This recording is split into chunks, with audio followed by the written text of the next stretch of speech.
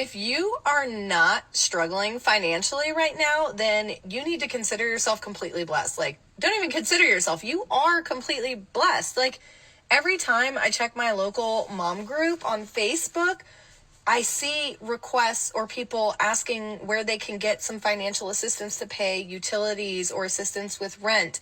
And it's concerning because these people are working full-time jobs and they just can't make things work right now. For example, this morning, a woman posted she's an RN working 2 jobs and still is struggling. I know we're all complaining about how expensive things are. For me, personally, like my car insurance doubled in August. I was paying around $140 a month, and now I'm paying $280 for 2 vehicles, and I'm one driver. And I have never had a claim. There was no reason for the increase other than they just increased me. On top of that, Florida Power and Light rules the entire state of Florida now. They bought out Gulf Power, and since then, all I ever hear about from people is how astronomical their utility bills are. Everyone is trying to find ways to save money. But as soon as we save money in one area, something else goes up. So it's just kind of like we're sliding this scale back and forth and it's actually like increasing. We're never saving, no matter how hard we try. Like, I stopped eating out with my kids. Obviously, eating out is super expensive, but I went almost a month no eating out, and it was still a struggle. And if you made it this far, I don't mean this to be like a pity party thing. I'm figuring it out. But last Friday, my birthday, my boss cut my hours in half. So yeah, I guess this is also like a PSA to people who aren't struggling right now. Don't be tone deaf, because you never know what's going on behind the scenes. If you start to notice behavior changes and lifestyle changes, I can promise you it's because people are being proactive or, I don't know, maybe reactive to their financial situation. It's just a mess. Hey there, besties. We're going to go ahead and take a look at Tik-Tok compilations with regard to the food, the inflation. It's not right. It's not fair. America this, America that, Joe Biden, Donald Trump, all the whining and complaining about what's going on in the world and how they can't survive, and see if anyone has learned anything. In today's economy, do you think a couple that brings home $100,000 is enough to support a small family of like 3 to 4 people?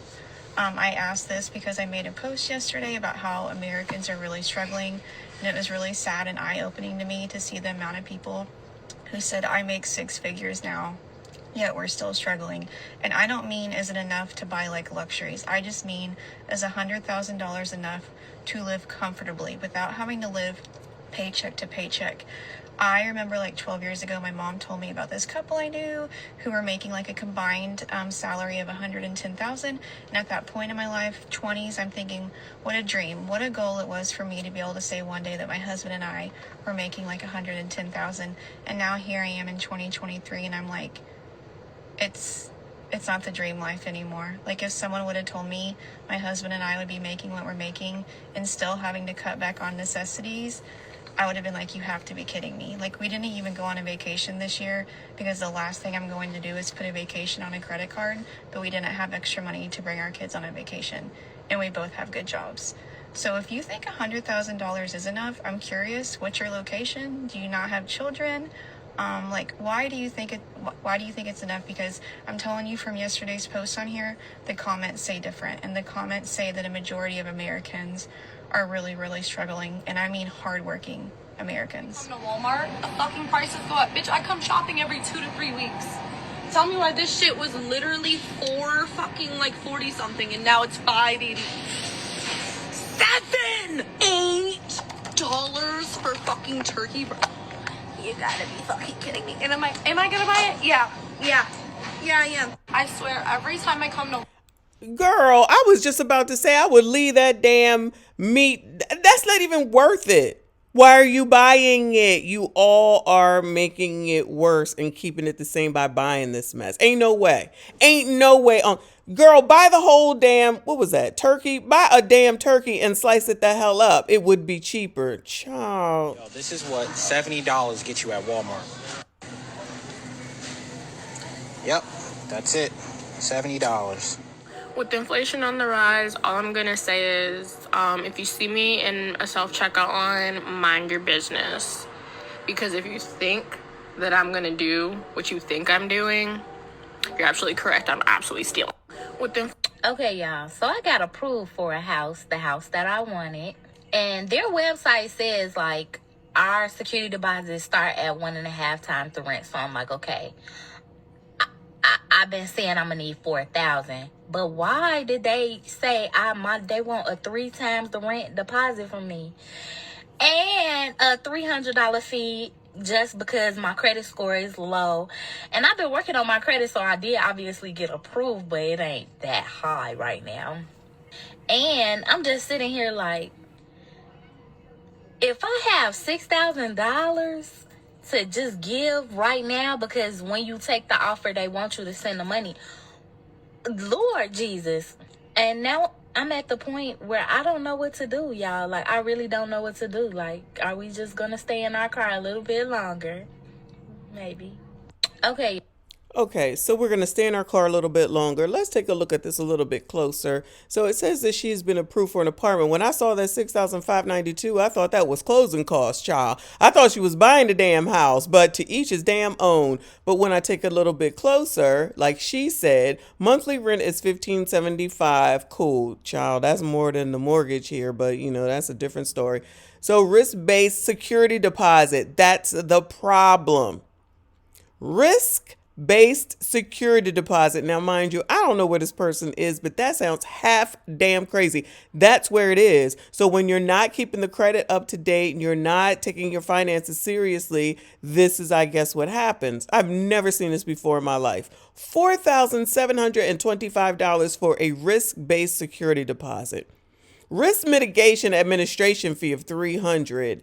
August rent of $1,522.50. And resident benefits package, whatever the hell that is, for $45 a month for a 12-month term, moving in August the 1st, 2023. Child, wonder she moved in there.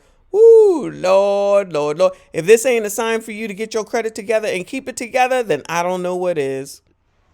I just went to the grocery store to pick up things that I've run out of, and my total was $60. You guys, how are families making ends meet? So yeah, if you're not from America and you're thinking, what the fuck is going on over there? We're all asking the same question. Things that I've had to give up because of the cost of living increases. So I decided to make my own list of the things that me and my family have had to give up because of the cost of living increasing. So here's my list. The number one thing on it is all of our subscriptions, really. We didn't really have that much in the first place, but we had Hulu, Disney Plus, and Amazon Prime. And if I'm being honest, Amazon Prime doesn't even deliver like when they say they're going to. No, that they 1 don't. to 2 day shipping is a joke. All those subscriptions, and instead with our Roku TV, we got those like free TV apps like Freevee and Plex. So now we don't have to pay for TV anymore. Next thing we gave up was actually my once a month Target trips. Now, anybody who is a stay-at-home parent knows that you literally get no time to yourself, not even when you're trying to take shit. I used to go to Target once a month, and I would set aside like $25 for myself just to get a coffee, get myself some face masks, maybe a t-shirt. Now we can't afford that anymore, so no more Target trips. The next thing that we cut out was actually eating out at a sit-down restaurant. I'm the type of person who always tips, especially I try to do like 20% at least. Because I used to be a server and I know that they don't make that much money. But honestly, we just cannot afford to eat out anymore. The only time we go to eat out is if we go to like McDonald's or Wendy's and then I use the app to get like free stuff with the points. That's the only time we'll ever go out to eat, and it's maybe a couple times a month, maybe. The next thing we actually had to give up was I had to stop working. I actually went back to work in July and I worked for almost 6 weeks. I was only working part-time because my husband's in the military and we share a car, and then we also can't afford childcare. I was only working weekends, and most of the time I'd work 24 hours. Sometimes I get lucky and be able to work 28. But because I went back to work, we ended up losing our WIC benefits and the food bank that we used to go to because it was income-based. We would only go to that food bank a couple times a month, but that still helped us out a lot because they would usually give us a large amount of food that would probably add up to like $150 in groceries. Getting that twice a month really helped us. But when I went back to work, we lost that and our WIC benefits, and our WIC benefits also really helped us. And then I wasn't able to work more hours to make up for what we had lost. Honestly, with how much money I was bringing in, it wasn't really covering entirely what we lost anyway. But at that point, there was no point in me working. I ended up having to quit my job, and luckily we were able to get our WIC benefits back like the week after, but the food bank, you have to wait like a whole month and then reapply. Next thing we had to give up was me and my husband had to give up getting any new clothes of any type. Now, anybody who has ever been postpartum, you know that within the first year of being postpartum, your body changes a lot. I'm still wearing the clothes that I wore when I was pregnant because I can't afford to buy new ones. And not only that, but even though I stopped breastfeeding my daughter when she was like 3 months old, I'm still wearing my breastfeeding bras because I actually cannot afford to buy more. Anybody who has to buy bras, y'all know how expensive that is. Especially for people who are big chested like me, like I'm an F cup. So just to get like a good supportive bra that's actually gonna last a long time, starting price literally is like $55. That.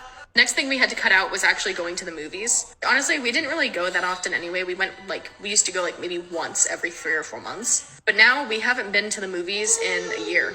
And honestly, it's because not only are the snacks extremely overpriced, but it's just not worth it anymore, especially when you could just get the movies free at home with like the free apps like Freevee and Plex on your TV. So the next thing we had to give up was weekend trips, usually once a month.